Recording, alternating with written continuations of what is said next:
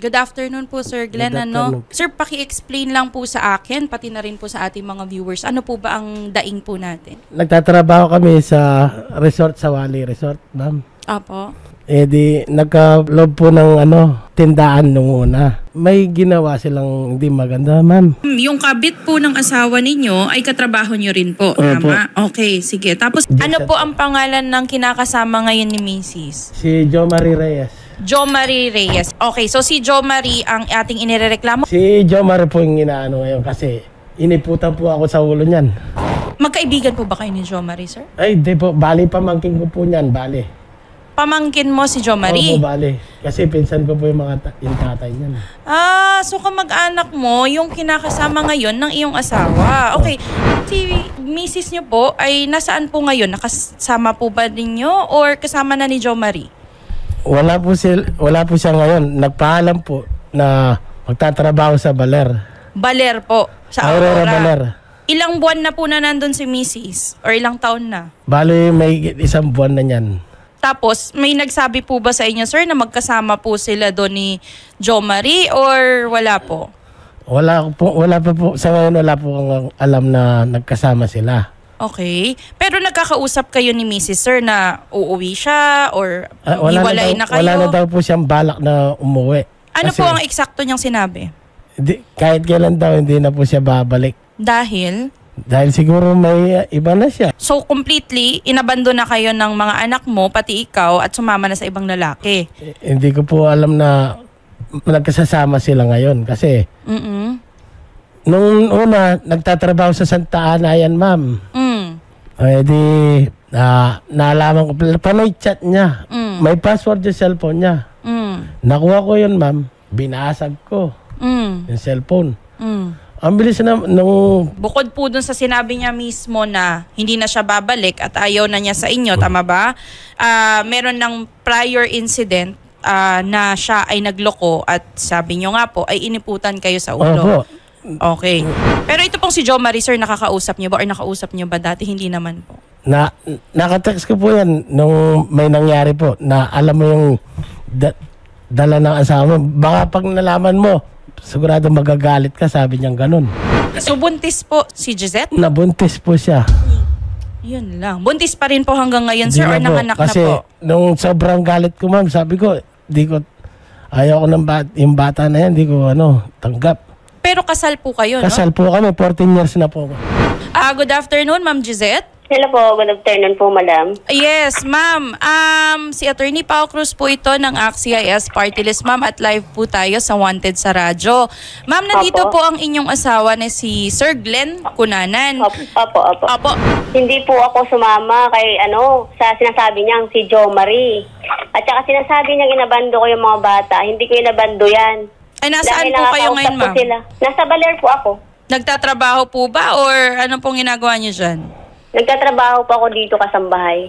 May balak po ba kayong balikan si Sir Glenn at yung mga anak niyo po? Yung mga anak ko po, nag-usap po kami niyan dalawa na pwede niyang hiramin yung bunso ko. Yun ang pinag-usapan namin. Kasi kung magsama pa tayo na hindi naman tayo nagkakasundo pa, na ganyan, wala na rin, sabi ko. Pero yung bata, sa mga bata na lang natin pag-usapan. 3 weeks pa lang po kami dito, mag 4 weeks po. Mag 1 month pa lang. Ba't mo nagawa sa akin yun? Wala akong ginawa. At ano yung sinasabi mo naman na inabando? Totoo naman Bakit diba pagdating mo lang dyan, sinabi mo, kahit kailan, wala na tayong pagkialaman, sabi mo ganon. Ay, di ba? Nandyan pa tayo sa Pampanga, nagtatrabaho pa lang ako, hiwalay na tayo, di ba? Nagpaghiwalay ako sa'yo mula nung sinaktan mo ako, di ba? Hindi kita sinaktan kahit kailan. Sigurado ka. Hindi mangyayari yun kung hindi niyo ako linoko, di ba? Kaya nga, di ba? Nagkabaranggayan tayo? Makinig ka. Makinig ka muna, ma'am. Trinay ko naman, di ba? Sabi ko, inayos natin, di ba? Pero ganun pa rin ang ginagawa mo, di ba? Bigla-bigla ka na lang nangahablot ng cellphone.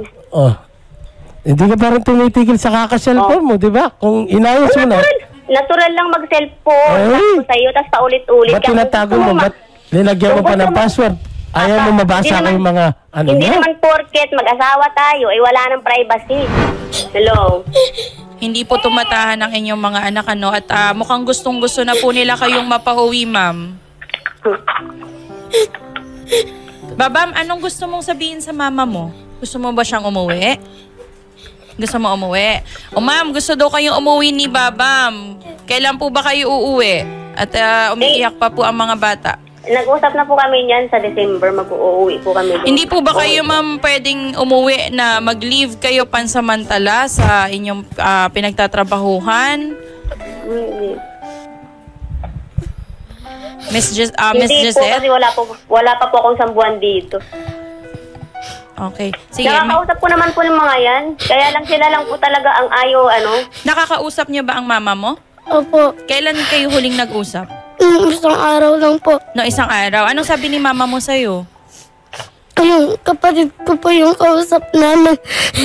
Anong sinabi ni mama mo sa inyong magkakapatid? Wala po, naglilinis po siya nun. Naglilinis. Ano sinasabi ko sa mga chat? Hindi naman Nagchat ako kasi may kinakausap yung busy ako sa mama niya, trabaho. yung kapatid niya lang. Anong sasabihin mo kay mama mo? Mama, Kausapin mo na si mama. uwi ka na. Nakita.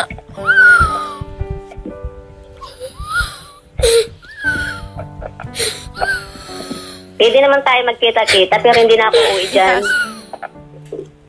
Sa bahay ng papa mo. Ma'am Gisette, simple lang naman po ang nakikita naming solusyon dito, dahil ang mga anak nyo na po ang mismong nagmamakawa at umiiyak po ngayon dito sa studio. In fact, sila po yung kanina paiyak ng iyak, maski sa likod po ng camera. Nais po nila na makapiling lamang kayo. Wala na po kami doon sa kung hindi na po kayo magkaayos talaga ni Sir Glenn, kung talagang wala na po kayong pagmamahal para sa isa't isa. Pero ang isipin po natin dito, ma'am, syempre is yung kapakanan at kung ano po yung makakabuti sa pang-interes po ng inyong mga anak. So, ano po ang nais nyong sabihin sa inyong mga anak, Ma'am Gisette? Makakauwi po ba kayo? Makakadalaw ba kayo? Ano pong gagawin nila? Opo, makakadalaw po ako. Sinabi ko na po sa kanila niyan. Sa December, madadalaw ako dyan. August pa lang, ma'am. So, hindi naman po malayo-layo ang Baler Aurora, no? In fact, Basta't pag may pamasahe lang po. Pasyalan ko naman po sila. Pero pag sinabi ko na po sa kanila niyan, bago ako umalis dyan, binili ko pa nga ng mga gamit yan sa eskwelahan bago ako umalis. ma'am, syempre hindi lang naman po tungkol sa pinansyal na tulong o tungkol po sa pagbili nyo ng gamit sa mga para sa mga bata ang kailangan nila. Kailangan nila ng pag-aaruga ng magulang, di Hindi ba? na po pwede talaga kami magsama niyan. Hindi na kami magkasundo. Wala naman pong problema doon. Kayo ba, Sir Glenn, nais nyo pa po ba magkabalikan kayo ni Ayaw ma'am? ko na, ma'am. Yung sa akin lang, gusto kong makulong yan, dalawa na yan. Yung ginawa nilang sakit sa akin, ma'am. Wala akong ginawa. Ano bang ginawa namin? Anong ginawa niyo? Yung, Nakita mo ba kaming dalawa na magkapatong kaming dalawa? Ano lang naman, nakaka-haka lang sa'yo? ano nga kahaka? Yung sweet message nyo. Ano yun? Yung mede? O tapos, aminin ko yung pagdating nyo ng Mexico, wala. Minsan hindi na kita matawagan, hindi na ako makasingit. Paano asawa, naman ako? partner. Nagtataka yung mga kasama niya. Ba't Makinig ka. tinatawag siyang asawa at partner, ma'am? Makinig ka muna. Ma'am Gisette, bakit po kayo tinatawag na Sa asawa akin, daw? ayaw May ebidensya po kayo? May yung sila po yung personal na nagsalita ng gano'n. Walay Walay na tayo. Sir Jo Marie? Hello po. Yes, good afternoon, Sir Jo Marie. Si Attorney Pao Cruz po ito ng AXIS Party List at live po tayo sa Wanted sa Radyo. Sir, totoo po ba na may relasyon po kayo ni Ma'am Gisette Cunanan? Wala na po, tumigil na po kami nun, na po. Tapos po, hindi niya po pa rin po ako tinitigilan pagbasaan niyang si Glenn. Tumayo po ako, pumunta ng Maynila para makapag-ipon, umuwi na lang ng Iloilo. Para hindi na po Kasi po, wala po siyang tigil. Kung makita niya, kaya nga po nasabi ko yung mga yon na gano'n. Sobrang galit ko po. Ilang beses ko na rin po sinabi yan sa barangay po, gano'n po. Wala po akong dyan. Wait lang. Basta So, po. Sir Jo Marie, ang pagkakasabi mo, wala na po. So, ibig sabihin, nagkaroon kayo ng relasyon, tama? Pero hindi po kami nakikita din. Sir, sagutin niyo lang po yung tanong ko. Nagkaroon po kayo ng relasyon o hindi? Nung una po, nung nagkabaranggayan. So, nagkaroon kayo ng relasyon ni Opo. Ma'am Gisette. Kailan po ito, sir? Nagkabaranggayan po. Kailan po kayo nagkarelasyon? Nung bago po akong binugbog niya, nung nahuli pa lang po kami sa chat. So totoo yung sinasabi ni Sir Glenn na nahuli niya kayo na nagkaka-chat at yung mga messages pero hindi ninyo po kami ay nagpapatong. sweet. Pero sir, syempre hindi naman po yun nagja-justify kumbaga o magsasabi na mabuti pa rin yung ginawa ninyo at alam nyo pong may asawang tao si Yan. Ma'am Gisette, hindi po ba? Opo. Kaya So, nga po lumayo na lang po ako, di ba? Para tapos pumunta ng ibang lugar. Ba't mo Ano binuntis? na po? Clear na po. Sir John Ba't mo Marie, binuntis? Sabi mo pa nga sa akin. Tarant talaga. Oh. Ay, Nakikita pa kami. Tignan nyo, ha? Sir John Marie, iwasan po natin Siya na pa yung nagmumura. salita ng mga ganyang klase po ng May salita. buhay ba akong Live text mo? yan, Pag nalaman mo, nagagalit ka na ako ang ama ng dinadala ni Gisette. May text kayo nun, Meron. sir. So, Ma'am Gisette, habang tinitignan po namin yung mga papeles na dinala Sige, po ma'am, ni yung Sir mga- Glenn, nabuntis po ba kayo ng pangatlong beses ba? Tama ba, sir? Pang-apat, ma'am. Pang-apat na beses, ma'am? Hindi po, sinabi lang yan ni kasi binugbog nga siya para siya makaganti sa kanya. Pero, Bisaya po ba ito, sir? Bisaya yung asawa ko, yan. Hindi ka Nano yakong tatang ng dadalan ng Kapampangan Gisette. po. Oh, siya raw yung tatay ng dinadala ng anak. Ito ay from Jo Marie Reyes. Ayan. Nano Ano yan? yakong tatang ng dadala ng Gisette. Yan po ay nung May 28 this yan, year. Sinundan pa na kulang pa sa buhay mo Kulang pa raw yung buhay ko yung mawala nawala sa kanya. akin.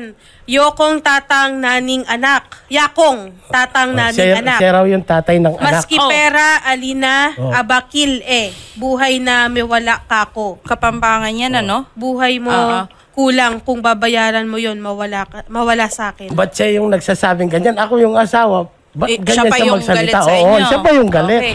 Sir John Marie, paano po nyo i-explain itong Yan. mga to? At mayroon pong pruweba si Sir Glenn na kayo po ang nag-text sa 20. kanya. Makakasuhan na yan. 20 anyos lang pala. 20 years Hindi na yan, old? ma'am. 20 Nako. anyos lang siya. Sir John Marie? Yung sa kanya lang po yung pinapakita niya, yung mga text lang po yung pinapakita niya, yung sa kanya lang po. Pero yung mga text niya po sa akin, yung mga pagbabanta niya po, wala po, di ba? Pero Ba't di sir, niyo po tanungin yan? Kahit sino Nung naman. binantaan ako niyan, nagtatrabaho sa mineral, sabi ko, aalis na lang ako. Uwi na lang po ako ng Manila, kaya Iloilo. Hindi kita pinuntahan. Inabol kita para... saglit lang po. Sir John Marie, isa lang naman po ang tanong namin. Nabuntis niyo po ba si Ma'am Gisette or hindi? Ano po itong text message niyo kay Sir Glenn? Para po masaktan siya. Ay, hindi saktan yun. Ano po, Tess? Hindi saktan yun. Noong June 15, doon na lumabas yung pitos. So June hindi 15 lang. So Nito June hindi po 15 lang. hindi po siya Oo. nanganak. Nalaglagan po si Ma'am Gisette. Opo. Okay. Sir, ganito po. Oh. May pag-asa pa po ba kayo ni Ma'am Gisette? Talagang wala na po ba kayong pag-asa Ay, ni Ma'am Gisette na ma'am, magkabalikan? sa ginawa nila sa akin na yan, ulit-ulit, nagmamakawawa na ako. Pinagbibig, lahat na. Ayaw pa rin. Yung ginawa ko, siyempre, ilang buwan na yan, ma'am. Tama. Mas mabuti pang iwalay, putulin na. Pakulong na lang yan para makabawi ako sa sakit na ginawa nila sa akin. May karapatan naman kayo, sir, na Yes, magsampa ma'am. ng kaso dahil, of course, Ma'am Gisette, at alam nyo naman po siguro ito, Para yung anak ko makuha ko. tama, kayo po ay kasal. Masakit yung ginawa nila sa akin. Kasal po kayo, Ma'am Gisette, at syempre kung meron po kayong ginawang pagkakamali, pagkakasala, may karapatan po si Sir Glenn na maaari po niyang kunin ang kustodiya ng inyong mga anak. Of course, magpa-file din po siya, pwede po na adultery, sir, depende po sa circumstances. Titignan po natin itong Opo. ibang text messages or kung ano pa po yung iba niyong ebidensya dahil nabanggit niyo po kanina na may mga ibang tao din po kayo na pwedeng tumistigo. Opo. Oo. So, maaari po namin kayong tulungan, sir, na maghain po ng reklamo at Ma'am Gisette, siguro ang magandang pag-usapan na lang ngayon is paano po yung mga bata. Kasi yung pagkakaso po ni Sir Glenn, of course, karapatan niya yun, ma'am, at kung hindi po natin siya, kung ayaw na niya talaga makipagbalikan at ayaw niya makipagsettle dahil mukhang mas galit pa si Sir Jo Marie kahit hindi siya yung asawa no? Balikan, ma'am. So tulungan na lang po namin si Sir Glenn na maghain po ng reklamo. Pero ano po ang plano niyo sa mga bata, Ma'am Gisette? Ay, yung mga bata na yan, ganyan na lang, pag-usapan na lang namin. Pag-usapan, makukulong kayo. Ano pag-usapan? Ako kukunin ko yung anak ko. Bakit makukulong? May ebidensya ka ba? Na nagsasama kami? Wala pa bang ebidensya? Mga sinasabi nyo na yan? Oo. Magpalitaw ka ng ebidensya na magkasama kami. Ha? Sa ngayon, hindi na kasi nagawa nyo na yung masakit na ginawa nyo sa akin. Ngayon, Hindi gawin- ngayon nyo yung gagawin na sabihin nyo, wala na. Siyempre, Oh. mag-ano na ako. Ma'am Gisette. Sabihin na Masakit na. ginawa nyo sa akin. Ma'am Gisette, kahit po kasi hindi nyo na yun ginagawa Oo. ngayon, kahit sabihin mo hindi na active ngayon na magkarelasyon kayo, the fact na Ginawa inamin nyo pa po rin. ni Sir Jo Marie at mukhang may ebidensya din po si Sir Glenn na may iba po kayong kababalaghang nagawa, maaari po yung gamiting ebidensya sa inyo laban po dun sa kriminal na kasong kanyang isasampa. So, of course, depende po yan sa ating mga korte sa pag-appreciate po ng ating mga ebidensya. Pero, Ma'am Gisette, hindi po namin kinukonsenti dito, lalong-lalo na ang mga mag-aasawa po, na parang mas matapang pa kumbaga yung kabit ng asawa kabit mo, matapang doon pa. sa asawa niya, 'di ba? So, Parang baliktad. Parang ako Mas- yung kabit. Yung tunay na asawa. tama naman kayo doon, Sir Glenn. At nakakalungkot lamang po na isipin, Sir Glenn at Ma'am Gisette, na yung mga anak niyo po, kanina iyak po ng iyak, sila po ang naiipit sa gusot ninyong dalawa. So kaya po kami dito, as much as possible po, we try to compromise, na mag-settle po kayong dalawa or makapag-usap man lamang tungkol po Tatawanan sa na lang mga ako niyan, bata. ma'am. Pag pinatawad ko pa yan. Ayun, tama naman Kasi kayo doon, sir. parang tumusok na sila ng barbecue, nakatuod na, nakalibre pa. Mhm. Ganun ang gagawin nila sa akin. Tama naman po. Parang ginagago na lang ako nun.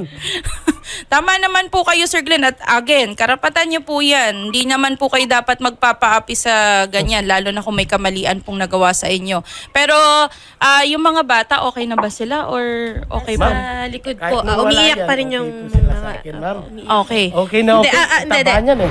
Ma'am Gisette, Hello po. tinatanong po kayo ni attorney kasi kung ano nga pong plano nyo para doon sa mga bata. Pinapadala ko Papasyalan pa ng ko po sila gatas pero yan. hindi Hindi. po ako babalik kay Glenn. Hindi, ma'am. Hindi na po Hindi kayo ka babalik Ayoko kay na. Glenn. Magsawa Sa mga na lang anak kayo. Oo, kasi Nasa kulungan. na lang, ma'am. maski si Sir Tuloy Glenn, niyo doon. ayaw na rin po niya, ma'am. So, ang katanungan po natin, ano ang plano niyo sa mga bata? Dadalawin niyo ba sila ngayong buwan, sa susunod na buwan, kada buwan po ba? Ano po ang Opo, gusto basta niyo mangyari? Pagkasweldo ko po dito. Kailan po kaya yun, ma'am? Kasi 23 yun lang po po yung ang sahod. hiling ng mga bata eh. 23 po yung sahod ko dito. Yung tinatanong ko, bakit niya nagawa sa akin yun? Naging mabuti akong tatay sa mga anak ko. Ba't niya ginawa Wag sa akin kang- yun? Ginawa ko yun. Oh. Wala naman pong ginawa nung chat lang po talaga yun. O yung nebe? Ano yun? Ma'am Gisette, kahit sabihin mong chat-chat, bakit nyo pa daw pinatusan? Sabi nga ni Sir Glenn, itong si Sir Jo Marie, bakit nyo pa rin nagawa yun, ma'am? Siguro dahil ganun, Oh. na lang sa chat na. Diyan nag-uumpisa Ma'am, talaga. ma'am, maging malinaw kayo, hindi yung dyan, ganon. Bakit po? Ano po ang rason? Yun po yung hinahanap ng asawa niyo, ma'am. Ma'am, syempre 14 years din po kayo nagsama ni Opo. Sir Glenn at meron po kayo mga anak. So siguro pati po ang mga bata ay nais din po nilang malaman ano po ba ang nangyari sa pagitan ninyo ni Sir Glenn at bakit po nagkaganito.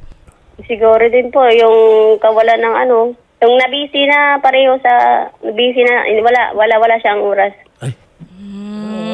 Naghahanap pa ng oras. So, Gusto naghahanap niya pa ng rin atensyon. So, dahil nawalan po siya ng oras sa inyo, Ma'am Gisette, naisipan niyo na lang na maghanap ng atensyon sa iba. Tama ba? Chat lang naman po yun. Okay, opo, chat-chat lang or kung ano pa pong forma ng pag-communicate sa ibang lalaki. Pero nagawa niyo pa rin pong ganun dahil sa atensyon. Tama po? Opo, pero tinigilan naman po. Pero sa ngayon, Ma'am Gisette, may iba ba kayong kinakasama or wala naman po? Ay wala po, nagtatrabaho po ako. Okay. Kasama ko po yung tita ko dito. Okay. Ganun na lang siguro, Sir Glenn, dahil kagaya din po ng sinabi namin kanina, karapatan niyo po maghain ng reklamo at dahil si Ma'am Gisette din po ay hindi din naman natin mapipilit na makipagbalikan pa Ay. sa inyo. Wala naman pong maaaring pumilit sa inyong dalawa. Wala akong ginawa, kaya ako, sasampahan ko yan. Tama. So kami naman po ay handang nagawa tumulong, sa akin sir, yun. na maghain na lang po ng reklamo laban po sa kanilang dalawa ni Sir Jo Marie or kahit kay Ma'am Gisette lang po. In fact, maaari din po kayo mag-file on behalf of your children po dahil sila po, as nakita po ng ating mga kapatid at mga manonood kanina, ay deeply affected sa pangyayari po sa Tsaka inyong meron pa po dalawa. Sir Jo Marie, Po. Yes, Sir John Marie, siguro ano po ang huling mensahe nyo na lamang po kay Sir Glenn bago po matapos ang pag-uusap natin? Wala po ako ito na, lalayo na lang po ako. Lalayo na lamang. Hindi pwede. Sige po. Pasensya na. Hindi Oh, pwede. sir, kasi- Kaya nga po nasa Manila po ako ngayon. Nag-iipon ng pamasahe pa uwi ng Iloilo. Ay, hindi pwede yan. Hindi pwede takasan yung ginawa nyo. Desidido ako, sasampahan ko kayong dalawa. Masakit yung ginawa mo. Sinira mo yung pamilya ko. Maayos kami nagsasama niyan. Alam mo yan. Paano mo ba maibabalik yung nasira? Oh, kung lang naman yung aalis ka lang na ganyan. Nanahimik na nga, di ba? Ay. Nanahimik na nga, nananahimik na nga. Dinidipensaan Ano pa. pang pinag-ano mo? Ma'am Gisette. naman. Nagtrabaho ako, pinagbabantaan. Ma'am Gisette, Nakita hindi niyo na, naman. wala po nakikipag-away, Ma'am Gisette, ha? Sir, patapusin na lang natin si Sir Jo Marie. Sir Jo Marie, maraming salamat po sa inyong oras ngayong hapon at kami po ay nagpapasalamat din at napaunlakan nyo kami at nakausap po namin kayo dito sa Wanted sa Radyo. Maraming salamat po, sir. Susubukan namin, sir, na mag-usap-usap po kayo Oo. para po sa mga bata. Kausapin namin kayo, sir, sa kabilang studio at aayusin lang namin kung kaya na... Baka mapauwi natin si Ma'am Opo, dito pamamasahihan sa namin Manila. si Ma'am Gisette para lang makaluwas dito, makapag-usap kayo ng maayos. Kasi iba pa rin yung pag-uusap po ng bilang mga magulang sa mga anak po. Tsaka baka pag personal sila nag-usap, Shari, Opo. baka ibang hilot na magawa pa nun. Meron lang akong nabasa po dito. Alam mo, kung iisa-isahin ko, mula noon hanggang ngayon, ni bulaklak wala akong natatanggap mula sa'yo kahit birthday ko. Hindi ko naramdaman sa'yo na special ako sa'yo. Birthday, Mother's Day, lahat-lahat wala.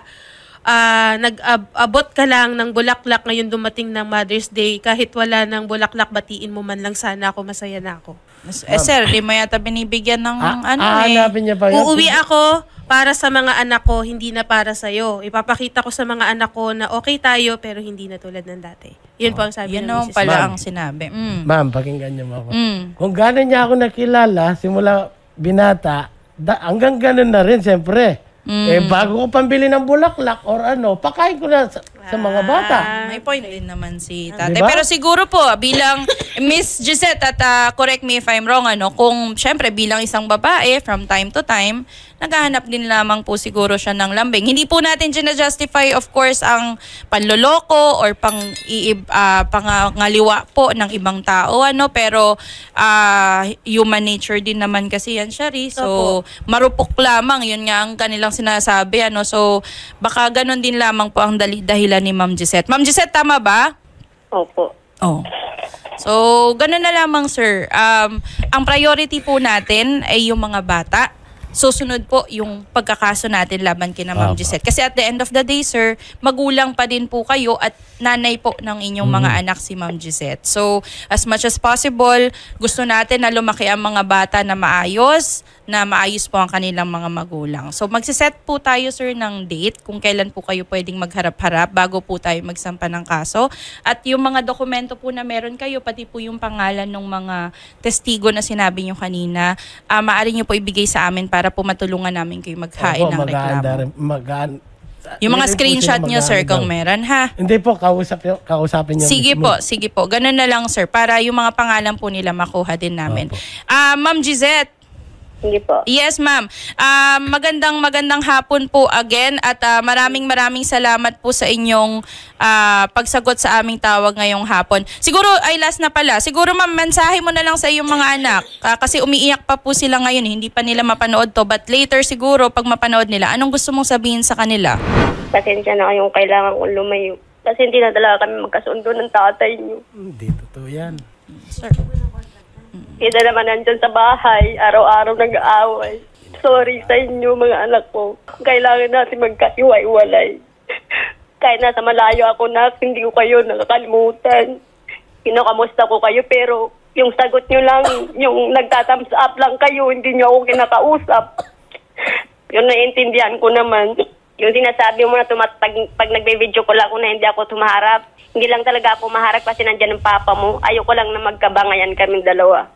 Umiiwas lang ako. Yun lang po. Mahal na mahal ko kayo mga anak ko. Ma'am Gisette, sige po, maraming salamat po sa inyong mensahe sa inyong mga anak. Gagawa rin po kami ng paraan, ma'am, para personal nyo din silang makausap kung pwede po namin kayong pauwiin or mag-video call po kayo na kayo lamang ng mga anak ninyo para makapag-usap po kayo ng maayos na mga bata, no? At ma-explain nyo po yan sa kanila in person. So, ganun na lamang po.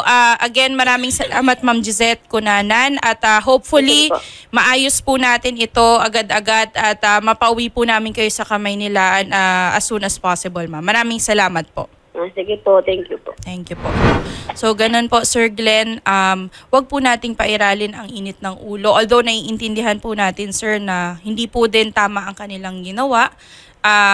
I-prioritize po natin ang kapakanan ng inyong mga anak at ang kanila pong, of course, mental health. So, ayaw po natin na nag-aaway kayo sa harapan nila.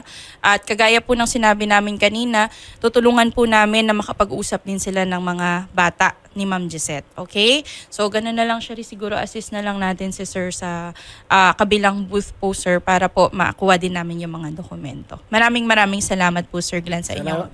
Thank you so much po sa pagpunta po dito. Gandang Salamat hapon. po.